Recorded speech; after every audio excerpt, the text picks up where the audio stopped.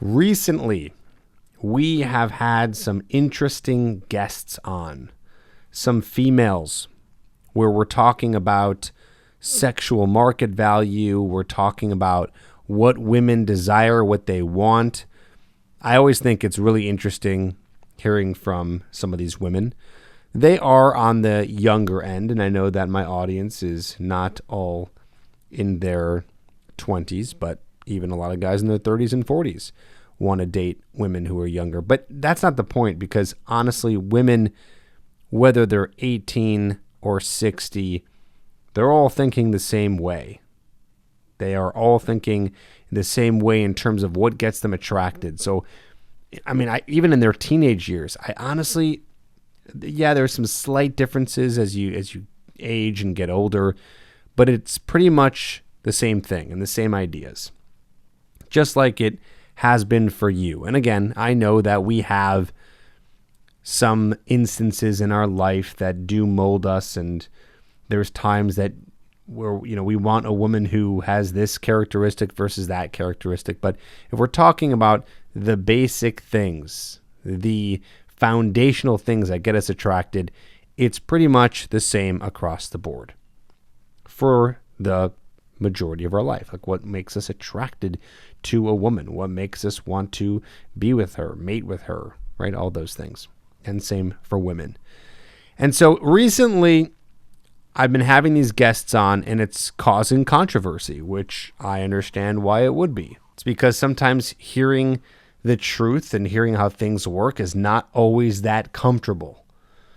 And I've had guys who have been DMing me, guys who have been emailing in, saying things to me in Tripp's Corner, my private Facebook group, saying things like, it's discouraging hearing this. Are all women like this?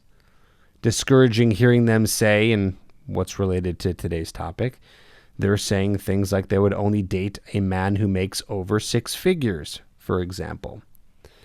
And just asking questions like, is this really what these women want? Do all women want that? Do we even stand a chance? Man, are they that superficial? Let's talk about job salary. Let's talk about how much you make. Let's just put it this way. I have a lot of good news for you on this episode, but I also am going to tell you some harsh truths, and I'm going to give you some tough love, and I'm going to help you get to the next level here. Okay, so first let's talk about this. Let's talk about the person that I just interviewed, the Hooters waitress, and what she was saying. If you didn't listen to that episode, I think you'll get a lot out of it and get a kick out of it. You should definitely listen to it. If you didn't listen to it, I'll give you a very, very brief synopsis.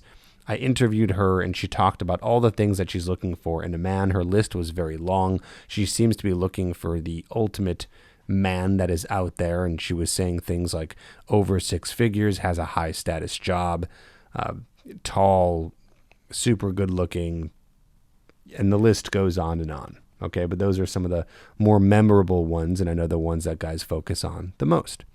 So let me just give you an idea of what we're really talking about here. Okay, because this is a person, you have to understand, who has a type of gig where she gets a lot of attention and a lot of men are after her. So she is having this experience where, and I think I do mention this in the podcast, but again, I'll repeat it. She's having an experience where she's seeing from the evidence around her, she's seeing that, okay, she has value. She just sees it. She goes to work, guys hit on her. She posts pictures on Instagram, guys are DMing her. She's going out to bars and wherever, she's getting hit on. So I want you to put yourself in that person's shoes for a second. Let's imagine that you are having this experience. Imagine you are a guy who, wherever you go, and I know that you don't have this experience, and by the way, neither do I or have I ever, and most of you guys will not have this experience because it just doesn't happen this way. But just imagine for a second, hypothetically, so you can understand. Imagine this was happening to you on a day-to-day basis. I'm talking hundreds of women per week, maybe more, trying to get with you, trying to sleep with you, trying to date you, trying to be with you. Validation, validation, validation. So what's going to happen to a guy like you is, first of all, it's going to boost your confidence through the roof. And it's also going to subconsciously train or tell you that you have the pick of the litter, that you can be with almost any woman you want. It's inevitable. That's what's going to happen to you. So what happens then? Well, because you have access to as many women as possible, who are you going to pick? You're going to pick the most top tier there is. So back to this woman who is a Hooters waitress and getting lots of attention, again, to the utmost degree, right? Like at her work and beyond. She has the pick of the litter. So she can be with any guy she wants. So first of all, as ridiculous as her list sounds, do you really blame her? She's like, yeah, I want a guy who has this, this, this, and this, all the top tier qualities. I mean, I'll be honest with you, I don't blame her. Of course she's thinking on that level. She is perceived, and with evidence, as a 10. Even if you don't think she's attractive, by the way, that's not the point. The idea is, this is what her reality is like. So of course she's going to pick, again, the guy who has the most, because she can. Because she can. So this woman is going to say, yeah, she wants a guy who is tall and makes a lot of money and is her perfect physical type and has the high status job and is this and this and this and that, right? She's going to be saying that. She's going to want the best of the best. Now, if you were in her shoes, you would want the best of the best too. If you could snap your fingers and hundreds of girls every week were clawing at your door, you'd be like, well, I got options, so I'm going to pick the one I'm most attractive to. Now, something you have to understand as we talk about on today's episode, we're talking about job salary and how much you make and your net worth and all that stuff. You have to understand that women in general are more attracted to the resources that a man has or can get. If we go back, or let's just say if we discuss evolutionary psychology, the reason is because once a woman gets pregnant, she needs a man to help, to be there for her, to stick around, to help feed the family, because she's going to be pregnant, so she can't do that. So she needs a man with resources. Therefore, this is one of the theories of why women are attracted to men with resources. It's ingrained in them to be that way, where it's not the exact same for a man. I'm going to take a quick detour here because I know there's been some guys who've been also texting me and clients of mine and DMing me and all this stuff saying, Trip, I don't agree with what you said. I would not want a woman who's a waitress who is not making a lot of money. And listen, I think that, there's exceptions. I'm sure some guys are really not going to want that. But again, we're talking about mating value. I guarantee that if there was a girl who was a waitress, who was just imagine for yourself, your perfect 10 and had all the feminine attributes, you would absolutely sleep with her. And I even think if you got to know her, and let's say she had all these other feminine attributes that made you respect her and like her, even though she was just a waitress and she wasn't making a lot of money, I put a large bet that most men would end up falling in love with that woman. If that were the hypothetical case. I guess I'm just trying to make a point here is that even though you may want a woman who's a little bit more passionate or a woman who, is just doing a little bit more with her life, while that's a nice desire for you, and I'm not going to discount it, I think it is real in many senses, it doesn't even hold a close weight at all to how it affects women, to how women view resources. and how much more attractive it is to her. So guys are getting a little frustrated. They're a little pissed off. Even some guys who, not guys who follow this podcast or TripAdvice stuff, some guys are even just like, I give up. They go the MGTOW route. Men going their own way or just completely giving up on life, incels, not on life, giving up on women and dating altogether because they just don't want to do all the work that it needs to be there to attract a woman. And they think that, and I agree, it's not easy. There is definitely work involved, but they just don't want to be doing it. So I get it. I understand where you're coming from, but let me just tell you this. That woman was, again, I'm not labeling this. This is not my 10, but I'm just trying to give you an idea of how she views herself and the evidence. It's like a 9 or a 10, right? She can have most guys. So she's going to pick that guy who has a high salary. I don't want you to think that you can't get a 10, but you have to be realistic here and understanding that when you're coming across a woman who is that sought after and is young, by the way, she's 23, right? She's got a high sexual market value. Yeah, that woman most likely, so there's a little caveat here, most likely, is not going to go for a guy who's making under 6 figures. That's just the reality. Okay. Like I always say on the podcast, like most of you, myself included, we just won't be able to get a Victoria's Secret model because those girls are 10s and they have status and they have money. So they have everything that you could ever have. So because I should also mention, because women date up, that's another thing and there've been studies on this, numerous studies across many cultures. Women date up. They want a man who has more resources than them and has more status than them. So you have to have more status than the woman that you're seeking and making more money. So most of us here, myself included, we're not going to be getting those Victoria's Secret models, like the top of the top of the top.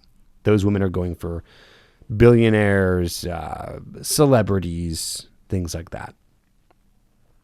So I just have to have you understand some of this is yes, that is the reality here. Okay. So that is the reality of women who are at that level. Now, here's the little caveat. With a woman like this Hooters waitress, she might say that. And I think most of the time she's going to hold to it. She even said, and I believe her, she said on the podcast, she dated a guy for a couple dates, found out the status of his job, and just was done with him, right? I do think, though, if you're making, let's say in this specific case, 60, 70, 80,000, which is not, I would say, not an unreasonable salary to be making, at least in America, you'd be able to attract her if you were able to spike the emotions. If you were able to display your masculine traits, if you were to use TED, for example, and let's say you're also in pretty good shape, super confident guy, but you were making less than 6 figures, you'd probably still be able to attract her because, and I'm not trying to discredit anything I'm saying here or sound confusing because I'm saying the opposite, but women will and can go for guys who are not making that amount that they're projecting in their head if the guy is going to be triggering that attraction. So a woman might say something, but emotions are stronger than logic. So because of that, what she says might not necessarily come to fruition. Like I'm saying, she says, I want a guy who's making 6 figures, but then she meets a guy who's making 80,000 or something, whatever it may be. There's still the potential to attract a woman like that if you want her. Again, I'm not saying all you guys should want that type of woman, or I'm just saying to give you an example of how this all works. Okay, so that's how that part works. Now, a lot of guys who are coming to me saying, it seems like women just want a guy who's making a lot of money. Yes, they do. No woman is going to turn that down. But it doesn't mean that they won't be with you if you're not. They will be with you, like I said a second ago, if you're triggering the emotions and you're being the most attractive self you can be. There is a limit, of course. I don't think that a homeless guy would be able to do that. Or a guy who is completely broke. So no, I don't think there's a line there. But it can still happen depending on the circumstances. Okay? Now, for the guys out there who are making under 6 figures, for those guys who feel like they can't attract, a 10, you have to understand, depending on where you live, depending on what your 10 is, depending on what's going on there, this is not a guarantee that the woman that you're going to meet is going to be viewing themselves like the Hooters waitress does, like a 10 does, so to speak, okay? So your 10 might be different than what she is representing. And that has to be taken into consideration. That's super important. Because the woman that you might be going after might have a different threshold, might have a different outlook on it. I don't want to say you might meet a woman who just doesn't care. It's like, well, most women do care to some degree. My point is do they care that you're making over 6 figures? No, not every woman is thinking on that specific level. That they would be totally happy and fine with a guy who's making less. Now, I say this to you, but I also want to be very careful. Okay? And the reason why is because I don't want to put out there that you shouldn't be trying to make money. So here's my opinion, okay? It's like this. You should be trying to make as much money as you can. When I say that, I mean as much as you're capable of making. I don't know why you wouldn't. We'll go into that in a second. But you should be making as much money as your potential allows. With that being said, though, I don't want you to be doing that for women. You should be doing that for yourself. And one of the bonuses is you might have access to more women because of that. Or not might, you will. You'll have more access. You should be trying to make as much as you can. And again, realistically, you might not be making that if you're listening to this episode. You're 18 years old. Maybe you're 25 years old. Most people who are in their younger years just aren't necessarily making a lot of money. Again, depending on many factors. I'm generally speaking here. But you're not making that much money because you're younger and you're probably getting into an industry where you're just starting off. Again, pending some industries. Some, I guess, start at a reasonable rate. But you get what I'm saying is you have more potential at that age. So it's going to be okay for you as a 23-year-old, for example, to be making under $50,000 per year. What I'm trying to say is that either way, you should be trying to make more money. Money is good. I'm not saying be greedy, and I'm not saying money is everything, and I'm not saying that you should get money so you can buy things to show off to women or buy things to make yourself feel happy. But it is a fact that money will solve problems that not having money causes. I love that quote. It's from a copywriter I used to follow named John Carlton. And it's true. With more money, you have more access to a lot of things. Healthier food.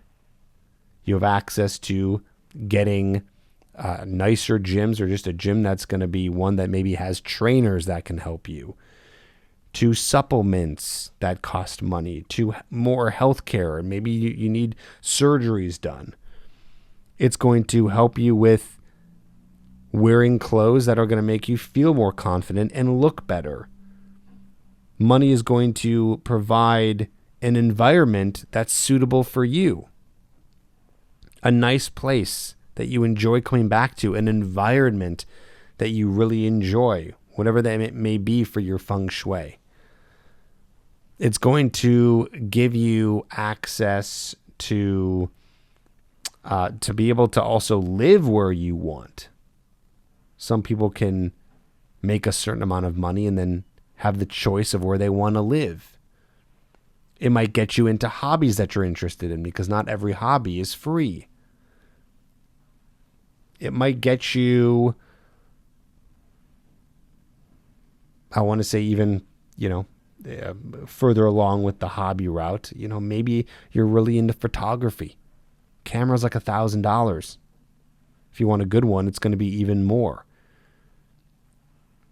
So money can be very beneficial. And I know I feel like I have to say this, but I know this is speaking generally. I know I'm going to get guys who listen to this and there's your typical hippie guy that, just like, no, I need minimal. I just need what I need. That's fine. There's nothing wrong with that. I think that is an exception. I don't think many people want necessarily to live in that way, where all you need is a couple shirts on your back and a car that just barely gets you from A to B. Right? You're going to want resources. And especially any guy out there who wants a family, kids cost money. And you're going to want to provide your kids with the best things that you can get them. Maybe it's even to the far end and doing private schools, getting them the best clothes, and you want to get them toys, and you want to keep them happy. Things cost money. So I think I've made my long-winded point here is money is not a bad thing. I remember growing up watching TV, watching movies, and always the bad guys were these like rich bad guys, and they always made out rich people to be evil. Or, the popular guy at school was always rich. And of course they did that because they want to have the main good guy character be the underdog. But we got taught that money was bad, money was evil. And in some cases it can be bad. You can abuse it, but you can abuse that like you can abuse anything. You can abuse money and you can just buy a bunch of things to make you happy, even though you're just buying things to make you happy. It becomes this dopamine addiction. But that's not how I see money. That's not how I want you to see money. That's when you hear people say things like, money can't buy happiness. Well, they're right. Money can't just buy you happiness because you got a new camera and a new car and you keep on just getting all this new stuff. Eventually, you get used to those things, and then what happens? You need to keep on feeding that addiction. But you cannot argue with me that money is something that does help you. And again, I'm probably preaching to the choir with a lot of you, so I'm kind of speaking to those that are on the fence here. Money helps. It does help. Another example that I was brain farting earlier was like more onto the health side, like a psychologist. Sometimes insurance covers psychologists, sometimes it doesn't. Mental health is very important. If you're not making enough money, you might not be able to afford a psychologist. Be pretty nice to have money at that point, wouldn't it? Especially if you have a lot of traumas in your life. So I want this episode to encourage you. Yeah, make money. Do you have to be a multimillionaire? No. Some of you are listening who are there, or you're trying to strive for that. No, you don't have to be doing that, but why not see what your potential is? And also remember that money equates to value. So the value that you're putting out into the world will come back to you in the form and compensation of the dollar or whatever currency you're listening to this,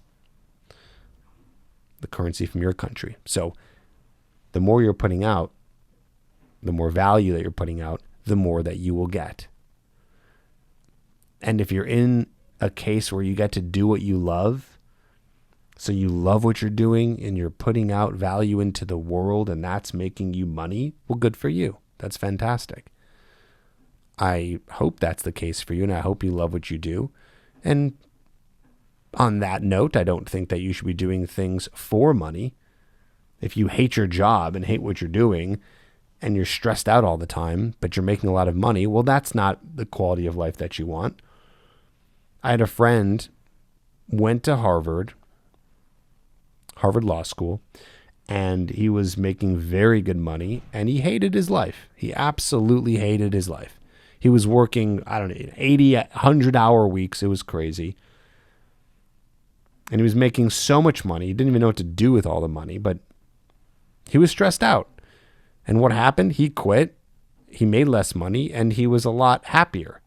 But when I say less money, I don't mean, well, he just dropped to making $30,000 per year. Like, no, he did things and maneuvered things in a way where he can still make a good salary, but at least be happy. So it's up to you, but it's really good to be in a position where you love what you do, so your quality of life is high, and you're making good money. And then what happens? Then you do get more access to more women, because women are dating up. Just remember that as you're going through this process, even though you may be thinking, okay, I still trip. I just, this is really hard for me to get around this. That like women want to be with a guy who's making over six figures. You will still be able to meet a woman even if you're not there yet. But I say, why not try to get to that point? Why not try to achieve that? And you know what? Another good thing with money is you can give it to people. Even that. You can give to charity. You can start a charity. You can help fund other people's dreams and businesses. You can invest in other things. You can buy gifts for your family. I don't mean just like your kids, but like your brothers, your sisters, your parents. You can take your friends out to dinner. Really great things that you can do. So why not strive to make more? But just don't do it for women.